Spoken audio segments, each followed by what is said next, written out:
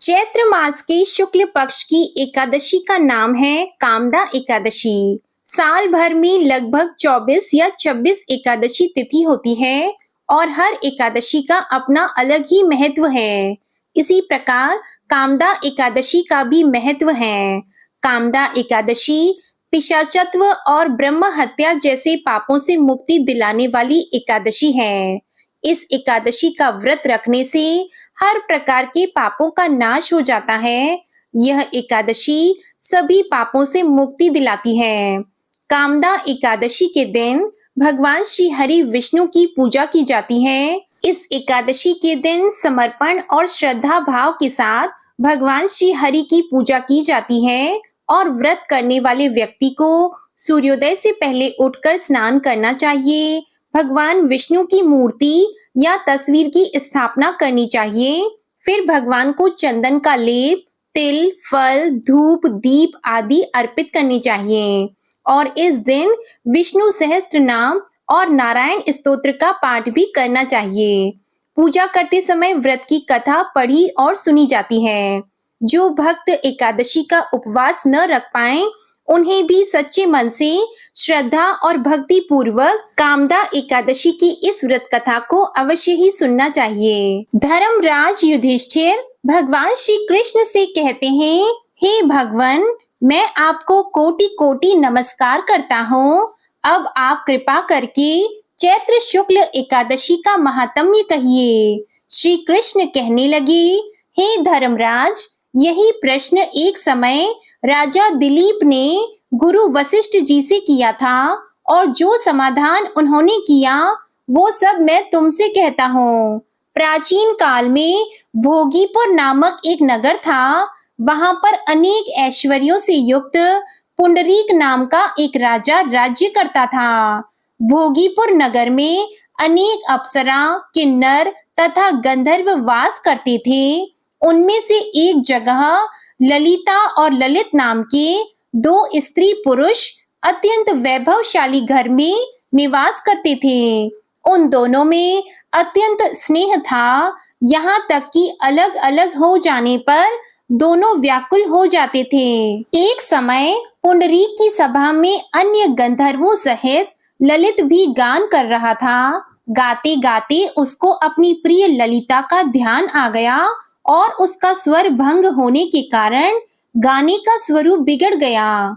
ललित के मन के भाव जानकर कारकोट नामक नाग ने पद भंग होने का कारण राजा से कह दिया। तब पुंडरीक ने क्रोध पूर्वक कहा कि तू मेरे सामने गाता हुआ अपनी स्त्री का स्मरण कर रहा है, इसलिए तू कच्चा मांस और मनुष्यों को खाने वाला राक्षस बनकर अपने किए हुए कर्म का फल भोग। पुंडरीक के श्राप से ललित उसी क्षण महाकाय विशाल राक्षस हो गया। उसका मुख अत्यंत भयंकर, नेत्र सूर्य चंद्रमा की तरह प्रदीप्त तथा मुख से अग्नि निकलने लगी। उसकी नाक पर्वत की कंदरा के समान विशाल हो गई और गर्दन पर्वत के समान लगने लगी। सिर के बाल पर्वतों पर खड़े वृक्षों के समान लगने लगे तथा भुजाएं अत्यंत लंबी हो गईं। कुल मिलाकर उसका शरीर 8 योजन के विस्तार में हो गया। इस प्रकार राक्षस होकर वह अनेक प्रकार के दुख भोगने लगा। जब उसकी प्रियतमा ललिता को यह वृतांत मालूम हुआ तो उसे अत्यंत खेद हुआ और वह अपने पति के उद्धार का यत्न सोचने लगी। वह राक्षस अनेक प्रकार के घोर दुख सहता हुआ घने वनों में रहने लगा। उसकी स्त्री उसके पीछे पीछे जाती और विलाप करती रहती।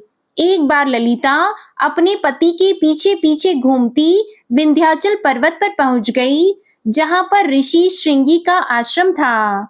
ललिता शीघ्र ही श्रृंगी ऋषि के आश्रम में गई और वहां जाकर विनीत भाव से प्रार्थना करने लगी। उसे देखकर श्रृंगी ऋषि बोले कि हे सुभगे, तुम कौन हो और यहाँ किस लिए आई हो? ललिता बोली कि हे मुने, मेरा नाम ललिता है। मेरा पति राजा पुंडरीक के श्राप से विशाल काय राक्षस हो गया है। इसका मुझको महान दुख है। उसके उद्धार का कोई उपाय बताइए। तब ऋषि श्रृंगी बोले, हे गंधर्व कन्या, अब चैत्र शुक्ल एकादशी आने वाली है, जिसका नाम कामदा एकादशी है। इसका व्रत करने से मनुष्य के सब कार्य सिद्ध होते हैं। यदि तो कामदा एकादशी का व्रत कर उसके पुण्य का फल अपने पति को दे, तो वह शीघ्र ही राक्षस योनि से मुक्त हो जाएगा और राजा का श्राप भी अवश्यमेव शांत हो जाएगा। मुनि के ऐसे वचन सुनकर ललिता ने चैत्र शुक्ल एकादशी आने पर उसका व्रत किया और द्वादशी को ब्राह्मणों के सामने अपने व्रत का फल अपने पति को देती हुई भगवान से इस प्रकार प्रार्थना करने लगी, हे प्रभु, मैंने जो यह व्रत किया है, इसका फल मेरे पति देव को प्राप्त हो जाए, जिससे वह राक्षस योनि से मुक्त हो जाए। एकादशी का फल देते ही उसका पति राक्षस योनि से मुक्त होकर अपने पुराने स्वरूप को प्राप्त हुआ। फिर अनेक सुंदर वस्त्र आभूषणों से युक्त होकर ललिता के साथ विहार करने लगा। उसके पश्चात वे दोनों विमान में बैठकर स्वर्ग लोक को चले गए। वशिष्ठ मुनि कहने लगे कि हे राजन, इस व्रत को विधि पूर्वक करने से समस्त पाप नाश हो जाते हैं तथा राक्षस आदि की योनि भी छूट जाती है। संसार में इसके बराबर कोई और दूसरा व्रत नहीं है। इसकी कथा को पढ़ने या सुनने से वाजपेयी यज्ञ का फल प्राप्त होता है। प्रेम से बोलिए भगवान श्री लक्ष्मी नारायण जी की जय। अब सुनिए एकादशी माता की कथा और आरती। एक बार एक राज्य में एक राजा रहा करता था। राजा बहुत ही बुद्धिमान और बलशाली था। राजा सदा ही अपनी प्रजा का बहुत अच्छे से ध्यान रखता था। प्रजा भी राजा को बहुत पसंद करती थी। राजा की 2 बेटियां थी। राजा अपनी दोनों बेटियों से बहुत प्रेम करता था। राजा की छोटी बेटी देखने में बहुत सुंदर और आकर्षित थी और राजा की बड़ी बेटी छोटी बेटी के मुकाबले थोड़ी कम सुंदर थी। राजा की छोटी बेटी माता की पूजा किया करती थी और सभी लोग राजा की छोटी बेटी से बहुत प्रेम करते थे और बहुत प्रशंसा किया करते थे। राजा भी अपनी छोटी बेटी को बड़ी बेटी से अधिक प्रेम करता था, जिसके कारण राजा की बड़ी बेटी को अपनी छोटी बहन से बहुत नफरत होने लगी थी। राजा की दोनों बेटियां जब बड़ी हो गई, तब एक पड़ोस के राज्य में रहने वाले राजकुमार राजा की बड़ी बेटी के लिए रिश्ता लेकर आया। लेकिन जैसे ही उस राजकुमार की नजरें राजा की छोटी बेटी पर पड़ी, तो वह राजकुमार राजा की छोटी बेटी पर आकर्षित हो गया और छोटी बेटी से पहली नजर में प्रेम करने लगा। उस राजकुमार ने राजा की बड़ी बेटी के साथ विवाह करने से मना कर दिया और उसने राजा से कहा कि मैं आपकी छोटी बेटी से विवाह करना चाहता हूँ। ये सब देखकर राजा की बड़ी बेटी अपनी छोटी बहन से बहुत क्रोधित हो गई और राजा की बड़ी बेटी ने अपनी छोटी बहन को अपना सबसे बड़ा दुश्मन मान लिया। राजा की बड़ी बेटी ने अपनी छोटी बहन से बदला लेने का निर्णय किया। राजा की बड़ी बेटी ने अपनी छोटी बहन को जान से मारने का उपाय सोचा। राजा की बड़ी बेटी ने अपनी छोटी बहन को मारने के लिए सबसे पहले एक लड्डू में जहर मिलाकर अपनी छोटी बहन को दे दिया और उसको लड्डू खाने के लिए कहा। लेकिन लड्डू खाने के बाद भी छोटी बहन को कुछ भी नहीं हुआ। बड़ी बहन ये देखकर बहुत आश्चर्यचकित हो गई, लेकिन बड़ी बहन ने हार नहीं मानी। जब उसकी छोटी बहन रात में कमरे में सो रही थी, तब उसने एक मटके में सांप रखकर उसके कमरे में छोड़ दिया, लेकिन सांप भी छोटी बहन का कुछ नहीं कर पाया। जिसके बाद बड़ी बहन ने अपनी छोटी बहन से कहा कि चलो हम लोग कुएं में से पानी भर कर लाते हैं, जिसके लिए वह अपनी छोटी बहन को पानी भरने के बहाने कुएं के पास ले गई और उसने अपनी छोटी बहन को कुएं में धक्का दे दिया। लेकिन छोटी बहन को तब भी कुछ नहीं हुआ, क्योंकि हर बार ग्यारस माता उसकी रक्षा कर रही थी और उधर बड़ी बहन अपने सारे प्रयास के बाद भी असफल हो रही थी, जिससे वह बहुत क्रोधित हो गई और फिर उसने अपनी छोटी बहन के पास जाकर उससे प्रश्न किया कि मेरी छोटी बहन, क्या तुमको पता है कि भगवान ने सबको मृत्यु एक निश्चित समय पर लिखी हुई है और कैसे तुम्हारी या मेरी मृत्यु होगी, क्या ये तुम जानती हो? तब छोटी बहन ने अपनी बड़ी बहन को बताया कि हाँ दीदी, मैं तो जानती हूँ मेरी मृत्यु कैसे होगी। छोटी बहन से ये सब बातें सुनकर बड़ी बहन मन ही मन बहुत प्रसन्न होने लगी और उसने अपनी छोटी बहन से कहा कि तो तुम मुझे अपनी मृत्यु का राज बताओ। तब छोटी बहन ने अपनी बड़ी बहन से कहा कि मेरी मृत्यु तो एक तोते में है। जो तोते के गले में एक हार है, उससे मेरी मृत्यु होगी। जब तक कोई भी व्यक्ति तोते को मारकर उस हार को अपने गले में पहनेगा तो मैं मूर्छित हो जाऊंगी और जैसे ही उस हार को अपने गले से उतारेगा तो मैं वापस से जीवित हो जाऊंगी। अपनी छोटी बहन की मृत्यु का राज जानकर बड़ी बहन बहुत खुश हुई और उसने अपनी छोटी बहन को मारने के लिए उसके पालतू तोते को ढूंढना शुरू कर दिया। और छोटी बहन को इस बात का आभास हो गया था कि कोई उसकी जान लेना चाहता है, जिसके लिए वह अपने पिताजी के पास गई और उसने अपने पिताजी से कहा कि पिताजी, मेरी मृत्यु के बाद आप मुझे मत जलाइएगा, बल्कि आप मुझे अपनी पुरानी वाली हवेली में एक पलंग में लिटाकर छोड़ दीजिएगा। अपनी छोटी लड़की की ये बातें सुनकर राजा बहुत आश्चर्यचकित हो गया। राजा ने अपनी छोटी बेटी से पूछा कि बेटी, तुम ये क्या कह रही हो? तब राजा की छोटी बेटी ने बताया कि पिताजी, समय किसी के लिए नहीं रुकता है, क्या कब किसको हो जाए इसका किसी को कुछ नहीं पता।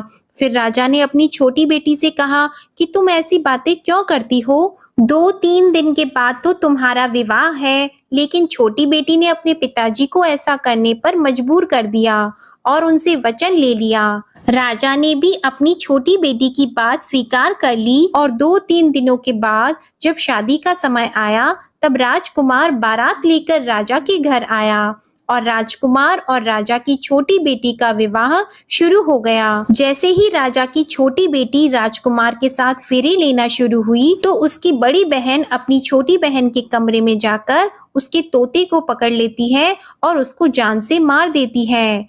तोते के गले में जो हार था उसको अपने गले में धारण कर लेती है और जैसे ही बड़ी बहन उस हार को अपने गले में धारण करती है तो उधर छोटी बहन 3.5 ही फेरे ले पाती है और वहीं पर बेहोश होकर गिर जाती है। जिसके बाद राजा ने बड़े बड़े दर्द हकीमों को बुलाया और अपनी छोटी बेटी का इलाज करने के लिए कहा। राजा की बात सुनकर जब वैद्य ने छोटी बेटी को देखा तो राजा को बताया कि आपकी छोटी बेटी ना तो जीवित है और ना मरी हुई है। ऐसा मैं पहली बार देख रहा हूँ। राजा ने वैद्य और हकीम को ये बात बाहर बताने से मना कर दिया और उनको कहा कि अगर तुमने ये बात किसी को बाहर बताई तो हम तुमको फांसी दे देंगे। राजा ने अपनी छोटी बेटी को पुराने महल में जाकर एक पलंग में लेटा दिया और वहां पर कुछ सैनिकों को तैनात कर दिया। इसके बाद राजा वापस अपने महल पर आ गया। राजा की बड़ी बेटी अपने पिताजी के पास आई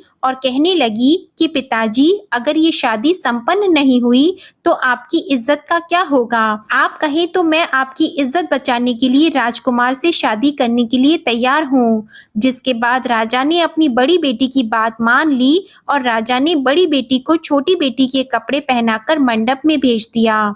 लेकिन राजकुमार ये जान गया कि ये राजा की छोटी बेटी नहीं है, बल्कि ये राजा की बड़ी बेटी है। लेकिन जब राजकुमार ने शादी करने से मना किया तो सभी लोगों ने राजकुमार को बेबस करके राजा की बड़ी बेटी से बचे हुए फेरों को संपन्न करा दिया और विवाह संपन्न हुआ।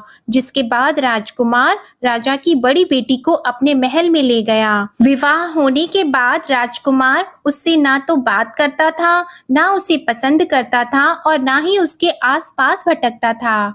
और राजकुमार ने ये फैसला लिया था कि वह अपनी प्रेमिका को ढूंढ कर रहेगा और ये जानकर रहेगा कि उसके साथ क्या हुआ है।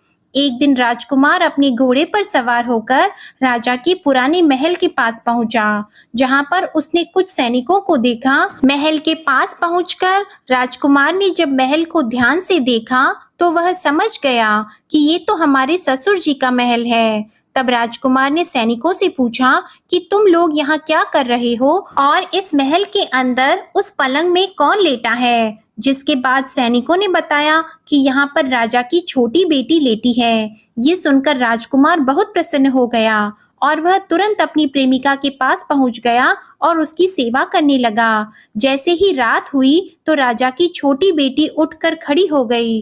राजकुमार ये देखकर बहुत खुश हो गया और उसने अपनी प्रेमिका से पूछा कि तुम यहाँ क्या कर रही हो? तुम मेरे साथ मेरे घर चलो। राजा की छोटी बेटी ने राजकुमार को सारी बातें बता दी कि मेरी जान एक तोते में बसती थी और मैंने ये बात सिर्फ अपनी बड़ी बहन को बताई थी और मुझे पता है कि उसने ही मुझे मारने का प्रयास किया है। उसके पास एक हार है जिसको वह सुबह पहन लेती है और रात को उतार देती है। जब तक वो हार को पहन कर रखती है तब तक मैं मूर्छित रहती हूँ और जैसे ही वो हार को उतार देती है तो मैं जीवित हो जाती हूँ और जब तक मेरी बड़ी बहन के पास वो हार रहेगा तब तक मैं ऐसे ही जीवित और मूर्छित होती रहूंगी। अगर मेरी बड़ी बहन के पास जो हार है वो मेरे हाथ लग जाए तो मैं हमेशा के लिए जीवित हो जाऊंगी। राजकुमार ये सब बातें सुनकर राजा की छोटी बेटी के पास रहने का निर्णय ले लेता है और उसने अपने बचे हुए सारे फेरे उस पलंग में लेटी हुई राजकुमार की छोटी बेटी के साथ ले लिए और अपना विवाह पूर्ण कर लिया और वहीं पर वो रहने लगा। देखते ही देखते कुछ समय में राजा की छोटी बेटी और राजकुमार की पत्नी गर्भवती हो गई। एक दिन राजकुमार को किसी काम से बाहर जाना पड़ा। तब छोटी बहन के पेट में बहुत तेज से दर्द होने लगा, जिसके बाद उसने माता का आह्वान किया। जिसके बाद वहां माता प्रकट हुई और उन्होंने अपने भक्तों के दर्द को दूर किया और एक पुत्र की प्राप्ति करवाई। और वहीं पर अचानक से राजकुमार भी आ गया। राजकुमार ने ग्यारस माता को देखा तो वह आश्चर्यचकित हो गया और उसने तुरंत ग्यारस माता को प्रणाम किया और ग्यारस माता ने राजकुमार से कहा, जब तुम्हारा पुत्र 5 वर्ष का हो जाए तो तुम आकर अपनी पत्नी का हार इसके गले में डाल देना। और देखते ही देखते राजकुमार और राजा की छोटी बेटी का पुत्र 5 वर्ष का हो जाता है। तो राजकुमार अपने बेटे से कहता है कि बेटा, मैं कुछ काम से बाहर जा रहा हूँ, तुम अपनी माता का ध्यान रखना, और वहां से चला जाता है। राजा को बाहर निकलता देखकर बड़ी बहन के सैनिक देख लेते हैं और बड़ी बहन को जाकर सारी बातें बता देते हैं। जिसके बाद बड़ी बहन अपनी छोटी बहन के पुत्र को वहां से उठवा लेती है और उसको मरवा देती है। छोटी बेटी के पुत्र के 2 टुकड़े करवा देती है। पहला टुकड़ा चक्के के पास छुपा देती है और दूसरा टुकड़ा अपने पलंग के नीचे रख लेती है। अब ग्यारस माता भिखारी का रूप लेकर आती है और एक भिखारी का रूप रखकर बड़ी बहन के पास चली जाती है। जिसके बाद वहां पर भिक्षा मांगने लगती है। तो बड़ी बहन अपने नौकरों से कहती है कि जाकर भिक्षा दे दो। लेकिन जैसे ही नौकर ग्यारस माता को भिक्षा देने के लिए आते हैं तो माता उन्हें मना कर देती है और कहती है कि मैं तुम्हारी महारानी से ही भिक्षा लूंगी। जिसके बाद बड़ी बहन स्वयं ही भिक्षा देने के लिए माता के पास आती है। तब माता एक बिल्ली का रूप लेकर उसके कमरे में चली जाती है और वहां पर छोटी बेटी के पुत्र के 2 टुकड़े को आपस में जोड़ देती है और उसे जीवित कर देती है। फिर उसे वहां से ले जाती है। राजकुमार अपने बेटे को लेकर अपनी पत्नी के पास जाता है और उसे कहता है कि तुम इसका ध्यान रखना। अगर तुम इस बच्चे का अच्छे से ध्यान रखोगी तो मैं तुमसे बात करूंगा। एक दिन राजकुमार अपने बच्चे से कहता है कि तुम मम्मी से उनके गले का हार मांग लो। तो अपने पिता की बात मानकर राजकुमार का लड़का अपनी मम्मी के पास जाता है और कहता है कि मम्मी, मुझे तुम्हारा हार चाहिए। यह सुनकर पहले तो बड़ी बहन बहुत क्रोधित होती है, पर उसको यह याद आता है कि राजकुमार ने कहा था कि अगर मैं इस बच्चे का ध्यान अच्छे से रखूंगी तो वह मुझसे बात करेंगे। जिसके कारण वह हार उस बच्चे को दे देती है और वह तुरंत हार को ले जाकर अपने पिताजी को दे देता है। और तभी राजकुमार अपने बेटे को लेकर वहां से जाने लगता है और अपनी पत्नी से कहता है कि तुम हमारे लिए खाना बनाकर रखना, मैं शाम को आकर तुम्हारे साथ खाना खाऊंगा। और वह अपने बेटे को लेकर वहां से चला जाता है। जिसके बाद वह राजा के पास जाता है और उनको सारी बातें बता देता है। राजा अपनी बड़ी बेटी की ये करतूत सुनकर बहुत क्रोधित होते हैं और अपनी परवरिश पर ही दोष देने लगते हैं। राजकुमार को अपनी छोटी बेटी के साथ रहने के लिए आदेश दे देते हैं। इस प्रकार ग्यारस माता की कृपा से राजकुमार और राजा की छोटी बेटी सुखपूर्वक रहने लगे। प्रेम से बोलिए एकादशी माता की जय। प्रेम से बोलिए माता लक्ष्मी और भगवान विष्णु की जय। माता पार्वती और भगवान शंकर की जय। कथा के बाद अब आप आरती श्रवण कीजिए। ओम जय एकादशी माता, मैया जय एकादशी माता। विष्णु पूजा व्रत को धारण कर, विष्णु पूजा व्रत को धारण कर, शक्ति मुक्ति पाता। ओम जय एकादशी माता। तेरे नाम गिनाऊं देवी, भक्ति प्रदान करनी, मैया भक्ति प्रदान करनी। गण गौरव की देनी, गण गौरव की देनी, माता शास्त्रों में वरनी। ओम जय एकादशी माता। मार्गशीर्ष की कृष्ण पक्ष की उत्पन्ना विश्वतारिणी जन्मी, मैया उत्पन्ना विश्वतारिणी जन्मी। शुक्ल पक्ष में हुई मोक्षदा, मुक्तिदाता बन आई। ओम जय एकादशी माता। पौष के कृष्ण पक्ष की सफला नामक है, सफला नामक है।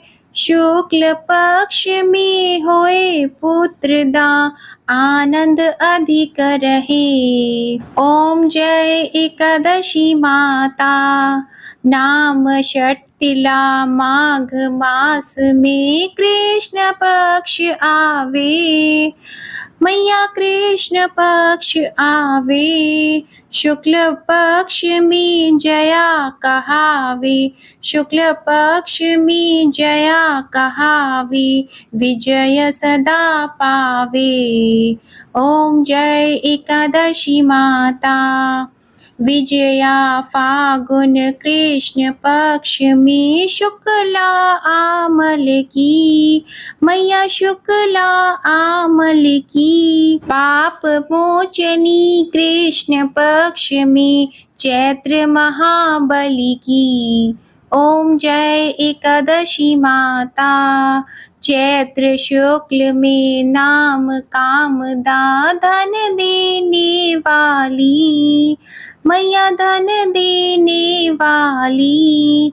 नाम वरूथिनी कृष्ण पक्ष में, नाम वरूथिनी कृष्ण पक्ष में, वैशाख माह वाली। ओम जय एकादशी माता। शुक्ल पक्ष में होई मोहिनी, अपराज्येष्ठ कृष्ण पक्षी। नाम निर्जला सब सुख करनी, नाम निर्जला सब सुख करनी। शुक्ल पक्ष रखी। ओम जय एकादशी माता। योगिनी नाम आषाढ़ में जानो, कृष्ण पक्ष करनी। देव शयनी नाम कहायो, शुक्ल पक्ष धरनी। ओम जय एकादशी माता। कामिका श्रावण मास में आवे, कृष्ण पक्ष कहिए। श्रावण शुक्ला होए पवित्रा, आनंद से रहिए। ओम जय एकादशी माता। अजा भाद्रपद कृष्ण पक्ष की परिवर्तिनी शुक्ला, इंद्रा आश्विन कृष्ण पक्ष में, इंद्रा आश्विन कृष्ण पक्ष में, व्रत से भवसागर निकला। ओम जय एकादशी माता। पापंकुशा है शुक्ल पक्ष में, आप हरनहारी। रमा मास कार्तिक में आवे, सुखदायक भारी। ओम जय एकादशी माता। देवोत्थानी शुक्ल पक्ष की दुख नाशक मैया, मैया दुख नाशक मैया। पावन मास में करूं विनती, पावन मास में करूं विनती, पार करो नैया। ओम जय एकादशी माता। परमा कृष्ण पक्ष में होती जन मंगल करनी, मैया जन मंगल करनी। शुक्ल मास में होए पद्मिनी, शुक्ल मास में होए पद्मिनी, दुख दारिद्र हरनी।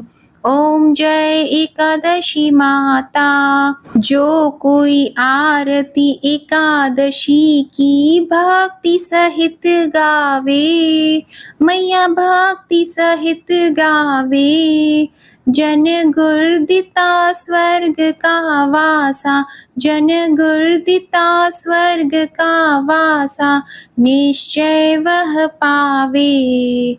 ओम जय एकादशी माता, ओम जय एकादशी माता, ओम जय एकादशी माता। प्रेम से बोलिए एकादशी माता की जय। प्रेम से बोलिए श्री लक्ष्मी नारायण भगवान की जय। आज की कथा और आरती पसंद आए तो वीडियो को लाइक करना मत भूलिएगा और साथ ही चैनल को भी सब्सक्राइब करिएगा। कमेंट में एकादशी माता की जय जरूर लिखिएगा। प्रेम से बोलिए भगवान विष्णु जी और माता लक्ष्मी जी की जय।